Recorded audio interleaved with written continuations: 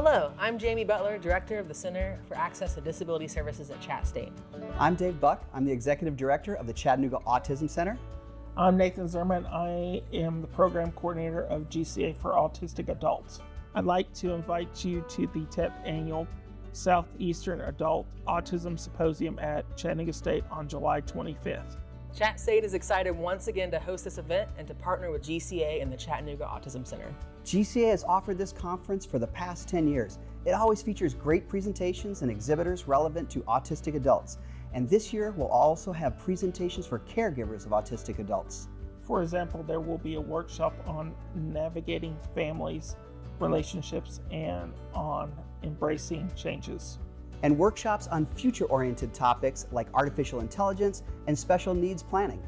Again, that date is Saturday, July 25th, and the event is from 8:30 a.m. to 3:30 p.m. in the Chattanooga State Health Science Center. Lunch is included. We hope to see you there. Please use the QR code in the corner to register online.